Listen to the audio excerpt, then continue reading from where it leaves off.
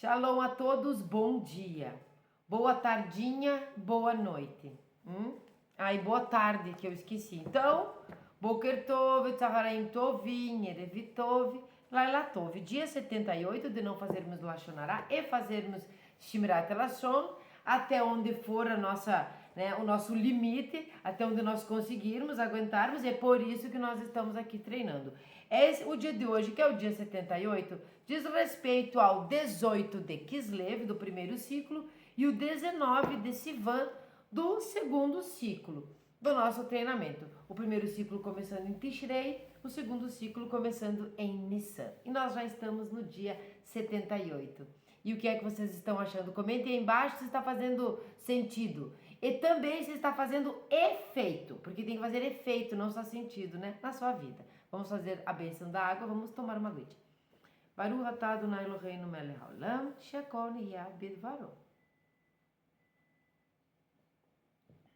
E com certeza, sem mais delongas, porque este é um texto longo. A nossa máxima do dia é melhor passar constrangimento neste mundo do que ser envergonhado no mundo vindouro. Olha só, a gente nem precisa ler o texto ou entender do que se trata já para compreender que a máxima mesma já traz aquela ideia assim. Sabe quando você é melhor paz do que briga? É melhor não ter razão? É melhor dar a razão para o outro e ter paz do que ter razão em todo o tempo e perturbar a sua paz, a sua shalom? Pois é mais ou menos isso, só que aqui nós estamos falando meio que de uma eternidade, né? Quando você para pensar que aqui nós vivemos 80, 90 anos com muita sorte, nós vivemos de uma maneira eterna, né? Nos outros ciclos, enfim, no mundo vindouro, né? A nossa alma é eterna, não tem, né? Ela é como a Hashem, não tem começo, não tem fim, enfim. A não ser quando a gente desce aqui embaixo. Essa maneira metafórica de dizer descemos. A gente tem, então, esses 80, 90 anos para fazer bobagens, para fazer acertos, para fazer Shmirat Lashon, para fazer Lashon Hara, infelizmente. Então, quando nós passamos por algum constrangimento aqui e ficamos aqui com aquela raivinha por dentro, eu quero tanto falar, eu quero tanto fazer, eu quero, né? Mas não admitimos algumas coisas, nós temos que entender que um constrangimentozinho aqui não é nada comparado à eternidade. Que tudo que nós passamos aqui não é nada comparado à eternidade. É como quando nós colocamos o planeta Terra do lado de todos os outros e a gente percebe que, realmente nós não éramos o centro do universo. Porque do ponto de vista de onde você está, você é o centro do universo. Então eu estou aqui, eu olho para todo o resto. E nós caímos nessa realidade quando nós percebemos que a eternidade, ou seja lá como você chame, ou o mundo vindouro mesmo, é muito maior, né? É totalmente maior, é muito diferente daqui. Aqui nós somos limitados, lá nós estamos mais próximos de Hashem. Vamos entender dessa maneira. Então, o que custa um constrangimentozinho aí, seja lá com o que for, nós vamos entender o texto, se é melhor isso do que sermos envergonhados pela eternidade, não é mesmo? Então, nós vamos ler A Procura da Verdade ou A Luta Pessoal. O título já é bem importante. A Procura da Verdade ou A Luta Pessoal.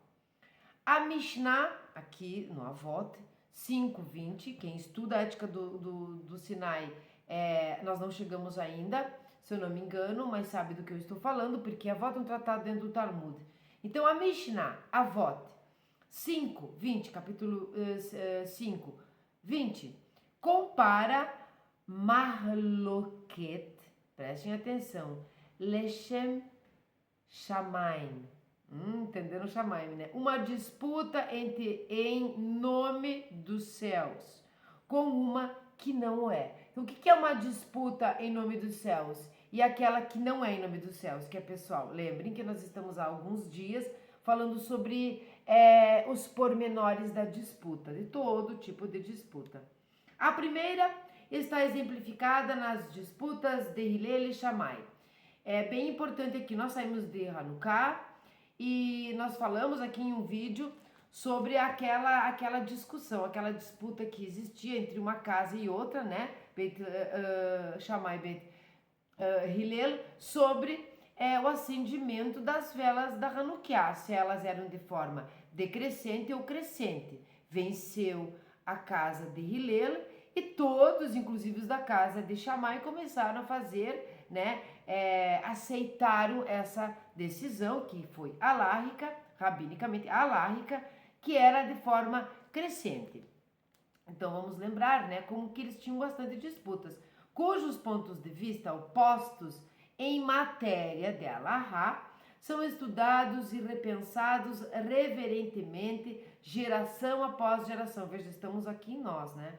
Como eternos componentes da lei oral.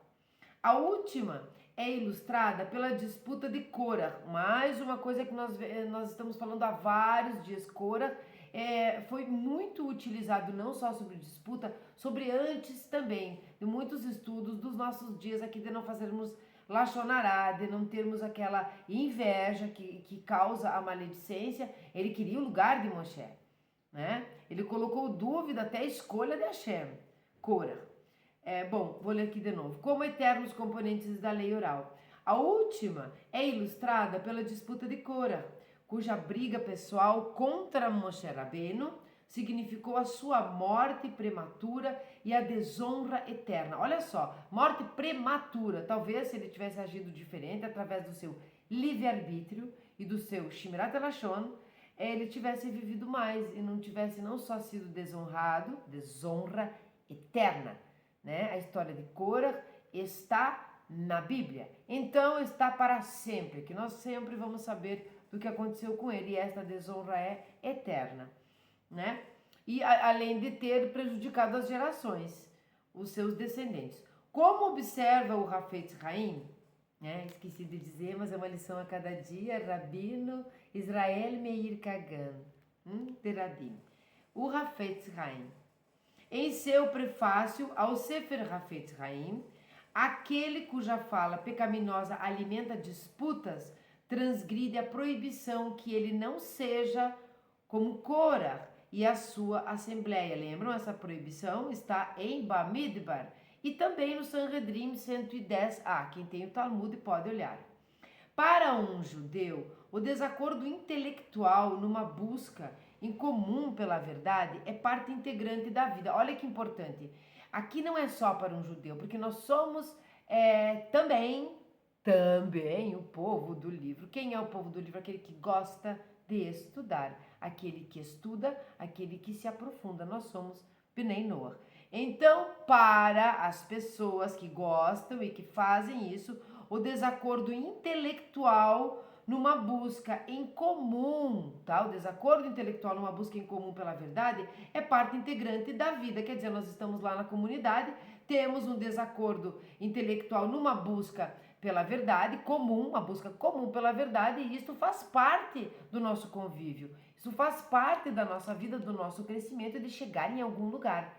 Nem que um pense diferente e outro de outra maneira. Como um povo espiritualizado e crítico por natureza, aqui ele está falando do judeu. Nós vamos entender do judeu e daqueles que buscam, que buscam se espiritualizar. Espiritualizado e crítico por natureza, então, os judeus são eternamente dedicados à discussão de ideias. Uma coisa que é maravilhosa no judaísmo é que quando você começa a estudar e começa a se empolgar, acontece uma coisa do tipo assim, é assim, não se discute o que está lá. Quando a gente continua, vai estudando e se aprofundando mais tempo, né? São anos de estudo, aquela coisa toda, nós vamos compreendendo que esse não é o objetivo. O objetivo não é aceitar tudo como está. As pessoas confundem o que significa a lei imutável, né? Passada para Moshe Rabbeinu e Moshe Rabbeinu para nós, que é a Torá, essa imutabilidade, porque a palavra de Deus, se Deus é imutável, a palavra também, né? Não há um arrependimento aqui. Nas partes da Torá onde isso aparece é uma metáfora. Então, nós vamos, muitas vezes, nós entendemos que nós não podemos mudar o que nós pensamos, nem questionar. Não diz respeito ao que está na Torá, diz respeito a todo o resto. Nós precisamos, isso é extremamente judaico, questionar, né? Por isso é um povo intelectualizado. Aqui nós estamos pensando como Bnei Noach. E você que é simpatizante, que está aí caiu sem paraquedas ou com paraquedas, não sei como é que caiu, você procurou, sei lá, está assistindo ao vídeo. Então nós vamos entender que essa intelectualidade, essa discussão, ela é positiva, ela é pedida, ela é um dever, nós precisamos questionar. Por isso nós temos um cérebro pensante. Então nós estudamos para isso, para discutir mesmo. Então, para questionar, eu quis dizer. Os judeus são eternamente dedicados à discussão de ideias, então nós também. Porque nós emulamos os judeus, não, porque nós somos todos filhos de Hashem e somos todos iguais perante o que nós podemos ou não podemos perguntar, entender, errar, acertar. Nós somos questionadores. Nós precisamos ser questionadores. Lembrem que o direito é dinâmico e a Halahá tem a ver com direito. Por oposição às brigas pessoais, olha só, o ciúme e a competitividade são sinais de imaturidade e fraqueza. Elas não têm vez no mundo do judeu. Nós queremos que ela não tenha vez no mundo Bnei Noach. Pense, você está lá na comunidade Bnei Noach. Você compra, por exemplo, um livro. Ou você, agora nós tivemos a festa de Hanukkah. Você compra uma Hanukkah. A minha é bem simplesinha, um pouco torta, não é muito kasher, mas ela cumpriu o seu propósito, que era acender as luzes, que era ficar na janela, que era para quem passasse pudesse também receber aquela luz. Era dedicar todos esses 8 dias ao milagre do óleo. Ao milagre de Hashem, na verdade, que não é o óleo que é milagroso, e sim Deus. Aí você compra uma lá, você está numa comunidade, num grupo, seja lá como for. Então você tem alguém ali que discute, algumas pessoas discutem, questionam a parte da alárrica mesmo, não é? É muito salutar, é intelectual, precisamos também ter um desacordo para poder crescer, né? Se todo mundo pensa exatamente igual, ninguém cresce, não há questões. Mas aí você encontra alguém que é imaturo, 1, 2, 4, 5, 20 pessoas, não interessa, num grupo de estudo, ele empaca. O grupo de estudo, ele freia. Por que ele freia? Porque aquela pessoa que é ciumenta, que é invejosa e que ela é competitiva, ela vai comprar aquele livro que você comprou mais uns 12. Nem que ela se quebre financeiramente, ela precisa ter mais do que você. Se ela focou você como alvo da sua inveja, da sua imaturidade. Nós precisamos ajudar essa pessoa até um limite. Aí você vai lá e compra, aqui essa Hanukkah minha que tá um pouco... Mas ela é muito querida, muito amada, gostei muito, ela prestou para o serviço. Aí você vai lá e nessa mesma yeshiva, vamos dizer, nessa mesma comunidade, alguém vai lá e vê a sua e quer uma muito melhor, muito maior, muito mais cara, ela precisa não ter valor, ela precisa ter preço. E aí ela vai lá e compra. A pessoa às vezes se arrebenta para competir com o outro, para ter uma coisa que aparentemente é melhor do que o outro, esquece que o que tem que ser melhor é a sua essência. De nada adianta ter 500 livros e não entender nenhum. Ou ter a orelhinha do livro ali, lê a orelhinha, sabe tudo, fala, sai, sei lá, ensinando, dizendo, proferindo e não entendeu. Nós precisamos, nesse momento de aprender, sermos modestos e humildes. É no momento de ensinar, quando você já compreendeu que não podemos ser modestos, porque senão você não passa o ensinamento. Então, quando há uma imaturidade, um ciúme, uma inveja, num grupo de estudo, numa comunidade, numa yeshivá, numa sinagoga, sei lá, qualquer lugar, num clube de estudo que você estuda lá sobre os astros, qualquer coisa. Não pode haver o ciúme, a inveja, isto é imaturidade. Isso não é uma discussão ou um desacordo intelectual, isto é pessoal, por isso que lá está escrito a procura da verdade ou a luta pessoal. Você está numa luta pessoal com o seu companheiro de estudo ou você está em busca da verdade? Se vocês estiverem em busca da verdade, discordando ou não, vocês vão chegar em algum denominador comum. E aquele que for melhor, que for aceito, assim como foi a casa de Hillel sobre o acendimento das velas, você vai acatar. Agora, se a sua luta for pessoal, você errou, playboy, perdeu, buzinou, errou. Por quê? Porque a sua luta pessoal deve ser com você mesmo. O autoconhecimento deve ser com você, não com o outro. Eu quero ter o que o outro tem, eu quero ser o que o outro é, eu quero que o meu seja mais caro. É uma luta pessoal. O que eu penso é assim, eu quero que os sentimentos das velas sejam de forma decrescente, ponto final, e porque é assim, porque é assim. Não, não é assim.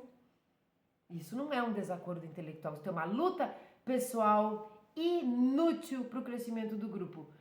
Olha, inútil inclusive para o crescimento do próprio ser como ser pessoal, porque ele precisa entender e sair da imaturidade. Nós não somos competidores pessoais. Nós não devemos ser. E sim, pessoas que desacordam intelectualmente chegam num denominador comum. E o denominador comum não significa concordar com o outro, mas naquele momento aquilo é o melhor a ser escolhido. Bom, vou ler essa parte de novo porque ela é muito importante e ela não é só nos estudos de Torá, tá? Esse é um exemplo que nós damos, por quê? Porque o canal é judaico, porque o nosso ensinamento Hafetz Haim nós estamos puxando para o mundo Bnei Noah, nós queremos estudar a Torá de forma idônea e tudo mais, e proliferar esta luz. Então nós vamos entender, mas isso aqui é para o nosso dia a dia, para todos os dias, em todos os âmbitos da nossa vida. No seu comércio, na sua profissão, nas suas amizades, na sua família e tudo mais. Eu vou ler esse pedacinho de novo. Por oposição, as brigas pessoais, o ciúme e a competição são sinais de imaturidade e fraqueza. Você é um fraco, você é um forte. Você está maduro para aprender a palavra de Hashem ou você é um imaturo que está competindo com o tamanho da menorá do outro? Bom, elas não têm vez no mundo do judeu. Elas não devem ter vez no mundo Bnei Noah, porque nós não estamos emulando pessoas, nós estamos emulando o processo tradicional de estudar a Torá para nós compreendermos e servirmos a Deus. Porém, a dificuldade está em nossa tendência para transformar toda a disputa numa briga ideológica. Olha, vou ser bem sincera, assim, que eu já tive umas conversas, assim, por sinal, bem próximas do dia de hoje. Eu cheguei até um ponto da conversa, estava tudo indo muito bem. De repente, quando houve algumas ideologias e entendimentos, ou influências, um que estava falando com o outro, né? Eu e com outra pessoa.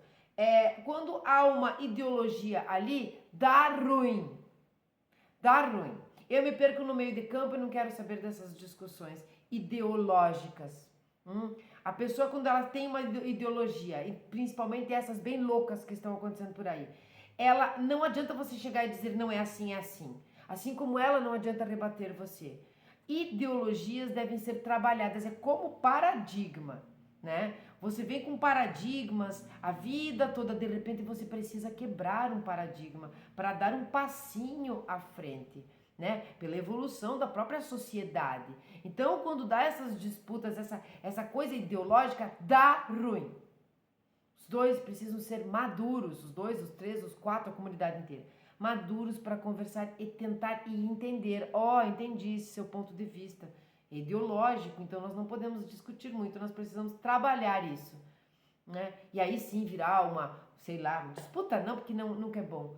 Então, esse âmbito dessa briga que se transforma é no âmbito pessoal, é no âmbito social, é em todos os lugares da nossa vida. No acordar até ir dormir. Isso ainda se você não sonhar que está brigando com alguém discutindo no sonho. Bom, porém a dificuldade está em nossa tendência para transformar toda a disputa numa briga ideológica. Sim, a disputa cai numa briga ideológica, a serotonina, a dopamina e tudo mais sobe a cabeça, você chega a ficar meio vermelho porque ferve o sangue.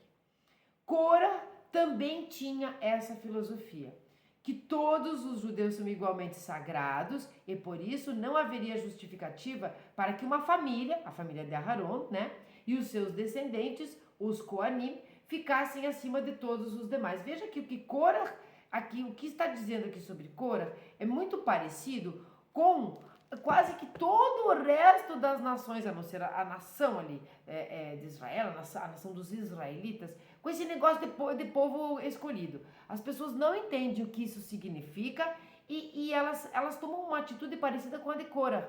Se todo o povo judeu é sagrado, por que a família de Aharon tinha que ser a escolhida, os Koanim? Então, se todos somos filhos de Hashem, por que o judeu tem que ser escolhido? Então, ele não entendeu, assim como a maioria dos povos não entendeu, o que significa ser escolhido neste momento.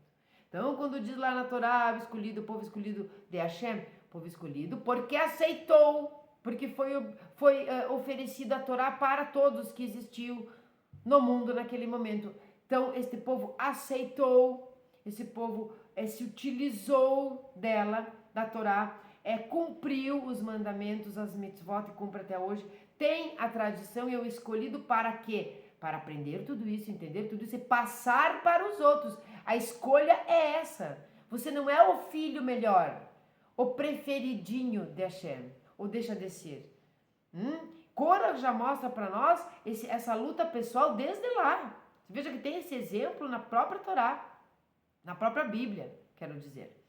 Na própria Torá. Pense bem, se ele pensa assim, e se as nações pensam desse jeito, é sagrado, mas não pode ser assim, por que ele foi escolhido? Como é que nós vamos trabalhar isso num grupo Bnei Noach, num grupo de judeus estudantes, numa yeshiva onde as pessoas trocam ideia, num grupo social, num clube? Como? Se nós só temos isso biblicamente lá com esse problema. Ele queria o lugar de Moshe. Por que tem que ser Moshe e não eu? E não a minha família, sim? Por quê? Porque nós somos todos filhos da Hashem, todos iguais perante Deus, mas com funções diferentes. Com funções diferentes. O copo d'água serve para beber a água ou algum líquido. Não serve para comer um pedaço de carne. Com garfo e faca, cada um tem a sua função. No mundo, no universo, na comunidade, na família, nos amigos, na escola, no trabalho, no clube social de recreação. Nós temos cada um a nossa função. Isso não nos diminui. E onde é que está a dificuldade, meu Deus, de entenderem isso? Pararem de disputar? Nesse sentido, esse é o seu lugar, você é a secretária. O outro é o almoxerifado, não sei como é que chama. O outro é o que digita. O outro é o presidente nascido. E assim as coisas são. Assim as coisas são. E graças a Deus que as coisas são assim. Porque se todo mundo quisesse produzir a garrafa PET e ninguém quisesse produzir a tampinha da garrafa PET, porque a garrafa é que dá dinheiro e não a tampinha, nós não teríamos garrafas PET com tampinha. Nós teríamos garrafas PET abertas. Alguém produz a garrafa, alguém produz a tampinha. Por isso, nós precisamos trabalhar juntos, cada um na sua função. Korah tinha o lugar dele. E era grandão. E era influenciador, tanto é que influenciou toda a Assembleia lá. Todo mundo se lascou junto. Nós não queremos isso. Guarde seu dinheiro quando você quiser competir financeiramente com alguém que naquele momento pôde comprar aquela coisa, aquele carro novo, sei lá. Guarde seu dinheiro no bolso, veja bem se você precisa. Veja bem se você precisa. Como encartes que a gente fica pegando e propagandas e frasezinhas subliminares que ficam fazendo com que a gente ache que está precisando daquilo e compra. Guarde seu dinheiro, guarde seu ímpeto, seja maduro na hora do estudo, seja maduro na hora da sua prosperidade, seja maduro na hora da sua discussão, seja ela ideológica ou não. Faça! Adivinha só o que? Shimirat Elashon. Pois é. Korah também tinha essa filosofia, já lemos isso aqui. Que ficassem acima dos demais. Foi a última parte que eu li. Nós vamos pular aqui para a página lá no fundo, porque há uma continuação. Os sábios ensinam que o argumento de Korah era baseado no ciúme, porque ele não tinha sido levado em conta para a posição de príncipe de sua família levítica, tá? Então ele ficou com ciúme. Antes de empreender uma campanha ideológica contra os outros, precisamos perguntar-nos honestamente: eu estou promovendo a causa da verdade ou estou envolvido numa briga pessoal disfarçada de debate ideológico? Essa que eu dei exemplo, que houve meio que uma discussão assim ideológica, sei lá o quê, agora por esses dias que passou com a minha pessoa, foi uma mistura dos dois. Eu fui um pouco imatura, um pouco era pessoal, um pouco era busca da verdade. Talvez eu quisesse demonstrar uma verdade, aquela que eu vejo nas coisas do nosso próprio estudo judaico, mas as palavras colocadas de forma errônea faz com que aquela se transforme numa ideologia, numa luta pessoal. Então eu tive uma meio vitória. Eu sempre digo que não existe, né? Mulher meio grávida, pois acho que agora existe. Meio vitória é meio fracasso. Por quê? Porque quando nós chegamos na parte que é ideologia, esquecemos a causa a qual nós estamos falando e defendendo, isso é uma luta pessoal. Dá ruim, não presta para nada. É como quando nós fazemos Lashon Hará, que não muda o resultado, que não é benéfico, que só faz mal. Bom, o desacordo ideológico nunca deve levar à animosidade pessoal. Vocês viram que nós estamos no Brasil, né? Nós somos brasileiros. Nós entramos para o ano aí de 2000 e... quase que agora esqueci, de 2025. Pois é. Nós percebemos que há 5 anos nós passamos por um grande pepino bem grande, né? Muito grande, enorme, superlativo, super grande, que foi aquela doença, aquela pandemia que aconteceu. Temos que cuidar as palavras aqui no YouTube. Bom, as pessoas brigaram, quem que vacina, quem que não vacina. As pessoas brigaram, quem que toma, quem que não toma. As pessoas brigaram, eu voto nesse, eu voto naquele, porque daí misturaram a política. As pessoas tiveram animosidade dentro da família. Aquele amor que era para ser só amor, aquele amigo que era só para ficar só como amigo, não era para ser nada mais do que isso. Houve uma animosidade, todo mundo levantando uma bandeira, não se sabe exatamente qual a bandeira, não deixaram as morangas se acomodarem na carroça. Os anos passaram, nós vimos todas essas pessoas agora com brios, machucados, amizades às vezes terminadas mesmo, alguns arrependidos, querendo dar razão para o outro, ou e vice-versa. Nós vimos um desacordo muito pessoal, muito além da busca de uma verdade, do bem-estar, da saúde, ou da saúde até mesmo política do país. Nós vimos uma busca de luta mesmo pessoal, um problema, discussão até mesmo com muita ignorância, sem conhecimento de ambos os lados, de quem brigou por isso, de quem brigou por aquilo. Então veja que a Torá sim nos dá exemplo atemporal das coisas que nós estamos fazendo até hoje. Como consertar isso, né? Está demorando. O desacordo ideológico nunca deve levar à animosidade pessoal, nunca deve. Quando os estudiosos da Torá discordam, sua disputa é sobre ideias. Uau! Ideias e ideais. Nunca, pessoal. Quando um estudioso está participando de uma disputa, os seus discípulos precisam tomar cuidado para não envolver-se num assunto que não lhe diz respeito e certamente devem evitar o assassínio do caráter e o ódio pessoal contra os seus oponentes. Vou dar um exemplo aqui bem prático. Quando eu estudava, então, né, fazia a minha faculdade de Direito, eu ia no fórum para assistir algumas audiências e júri. No começo da faculdade há uma paixão muito grande, né? Há uma paixão muito grande por aquilo tudo. Você está justiceira, você quer o direito gratuito para as pessoas, você quer a justiça, a igualdade social. É uma coisa linda. A filosofia está latente em você, aquilo está pulsando. Você quer realmente mudar o mundo. Aí eu comecei a assistir os júris e tal, com aquela ideia, né, lá no começo, de mudar o mundo e tudo mais. Ser bem justiceira, bem de Marte. Aí eu assistia a um júri e via que o promotor e o advogado de defesa, que às vezes era mais do que um, eles entravam quando é júri, a coisa arde ali, né? Ferve. Eles discutiam a ponto de quase você achar que um sai na mão. Embora eu saiba que já saíram na mão, que muita gente já brigou no soco dentro do tribunal do júri. Eles discutiam, eles brigavam, o advogado de defesa defendendo a unhas e dentes, o réu, e é inocente, pronto, ele tem todos os quesitos, você sabe mais ou menos. O promotor acusando de forma enfática, é assim porque fez, Quando terminava, ou quando dava aquele momento, a pausa nem tanto, né? O intervalo para continuar o júri, não acontecia muito, mas eles não ficavam se cutucando fora do tribunal. Mas quando terminava, sim, eu digo isso porque vi.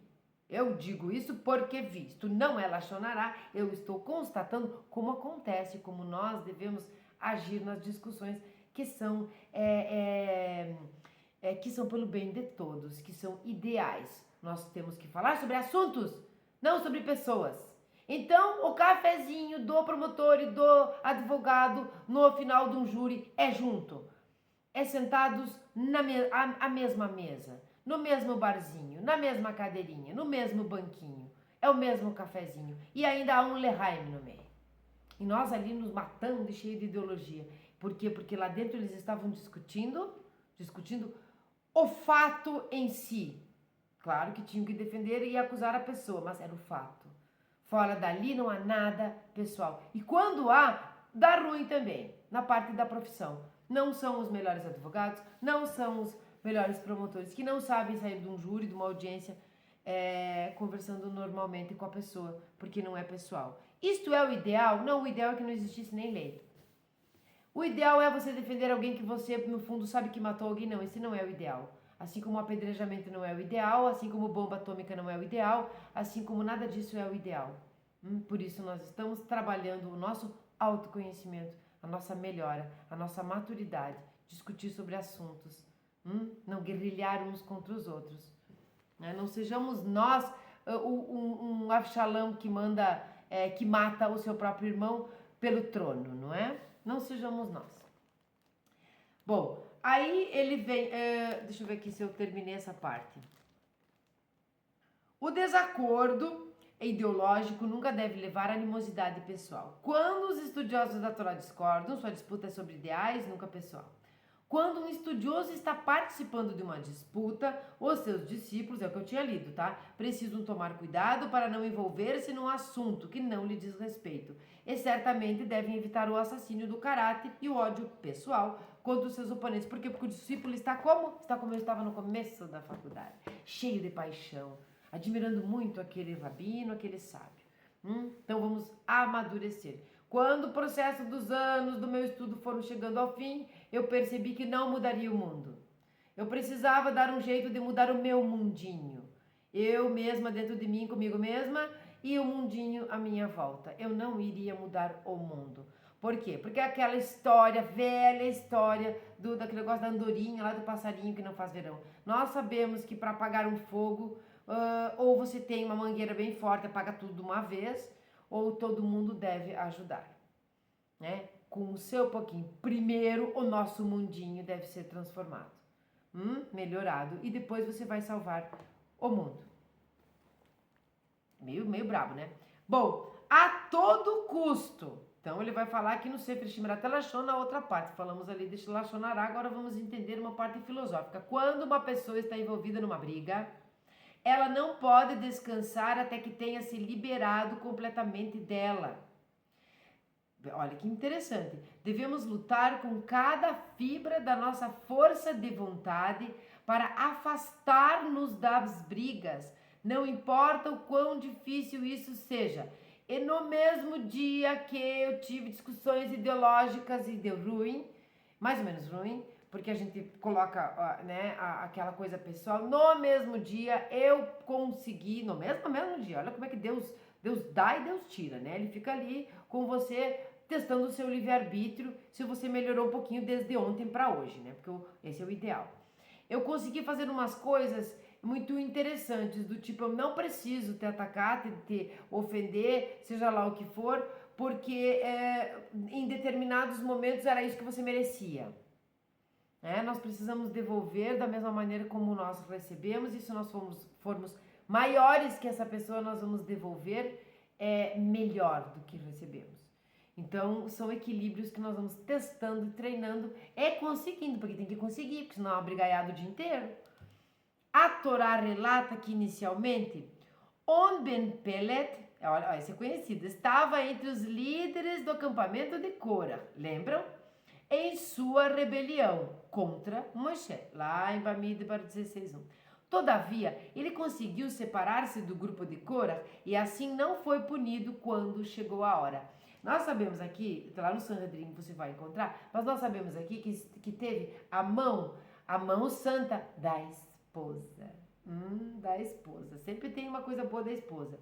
Não se deixe convencer pelos argumentos e incitações da má inclinação de que, por exemplo, é indigno não permanecer numa disputa até obter a vitória. Já pensou se todo mundo pensasse assim? É indigno para mim estar aqui numa disputa até eu não vencer. Talvez você nunca pare de disputar, porque talvez você seja o vencido. Então não podemos pensar assim. Às vezes é muito mais digno a porta da rua. Sabe a porta da rua é a serventia da casa? Pois é, não, assim, acho que é. Entende? Às vezes é melhor fugir, sair, se retirar, né? Se retirar com decência, com educação e com dignidade, sim. Os nossos... Não, onde é que eu tô aqui? É melhor passar constrangimento neste mundo do que ser envergonhado no mundo vindouro, na presença de toda a Assembleia Divina. Esta era a máxima. Então pensa bem, olha só que constrangimento, eu tenho razão, eu estou certa, mas eu tenho que sair porque o outro... Não... Bom, é melhor você passar um constrangimento com meia dúzia de pessoas, com aquela sua família, seja ela bem legal ou seja ela não legal, com seus amigos, seja lá com quem, do que no mundo vindouro perante a Assembleia Divina, não é mesmo? Que é meio que para sempre. Podemos entender. Os nossos sábios dizem, é melhor ser chamado de tolo a vida inteira do que ser considerado um perverso por um instante que seja perante o onipresente. Isso está na Mishnah Ediot 5:6. Olha só a palavra perverso aparecendo aqui. Pois é. Então, novamente, os nossos sábios dizem, é melhor ser chamado de tolo, melhor, né? Tolo, de burro, de ignorante, coitado do burro, de novo, ofendendo ele, a vida inteira, sabe? Quando as pessoas meio que te humilham assim uma vida inteira. Do que ser considerado um perverso por um instante que seja perante o onipresente. Vejam que o perverso no nosso nível aqui é passível, né? Permissível, permitido que a gente faça lachonará do perverso. Agora, você veja bem, se nós temos essa permissão no nosso mundinho aqui, limitado, que vai acabar, sobre fazer lachonará de um perverso, imagina como é que é você ser visto como um perverso pelo onipresente. Aqui nós estamos falando de outro grau, outra estatura. Pois é, então vamos entender aqui, sem lachonará, shimirat lachon, disputas intelectuais, desacordos sobre coisas, acatar, compreender, não ter modéstia para ensinar, mas primeiro aprender para não ensinar errado, e ter muita modéstia e humildade para aprender. Nós discutimos sobre assuntos, tá? Ideológicos eu gosto, não quero falar sobre esse assunto. Ideologia não é muito fácil. Então saia disso. Saia disso. Perceba se aquilo que você está comentando, que você está discutindo ou disputando ou em desacordo é algo que vai acrescentar na vida dos dois que discutem, dos que estão à sua volta, do mundo de uma maneira geral, da humanidade, e que isso vai nos levar cada vez mais próximos do mundo vindouro. É pro bem, resumindo. Vai ter efeito? Vai dar um lucro esotérico e espiritual aqui? Ou é perda de tempo? Ou é perda de saúde, de energia vital que uma briga dá? O que é? O que é que nós queremos fazer? Uma coisa ou outra coisa? Eu quero fazer essa coisa. Então vamos treinar, vamos nos ajudar, comente, curta, compartilhe. Se não for inscrito, por favor se inscreva, fiquem sempre à vontade para comentar o que quiserem, só não pode xingar e ofender, o resto pode tudo. Mais uma aguinha. Ativa o sininho para não perder as notificações, querendo ajudar o canal de forma pecúnia, tzedakah, caridade, lá na aba sobre Tem Como. E vamos ler agora o Salmo 13 e ficarmos muito felizes por termos entendido mais um pouco do que desse ensinamento maravilhoso que o Hafetz Haim traz para nós. Alguém dedicado uma vida inteira sobre a boa fala, né? O que nós podemos matar, nós podemos adoecer com a nossa boca, com a nossa língua afiada, nervosa, mas nós podemos ajudar que o outro se cure, nós podemos curar o mundo, sabiam? Nós podemos resolver as coisas, nós podemos renascer, em vez de matar. Então vamos lá, ao mestre do canto um salmo de Davi. Até quando, ó Eterno, esquecer-me-ás para sempre? Até quando de mim ocultarás tua face? Até quando terei dias repletos de angústia em minha alma e aflição em meu coração? Até quando me sobrepujarão meus inimigos? Olha para mim, responde-me, ó Eterno meu Deus. Restaura a luz de meus olhos para que eu não durma o sono da morte, para que não diga meus inimigos, eu o venci. E se regozijem meus opressores por me verem caído. Sempre em tua benevolência confiei meu coração. Exultará com tua salvação. Entoarei então cânticos ao Eterno, que me cumulou de benefícios. Shalom a todos, Shavua Tov.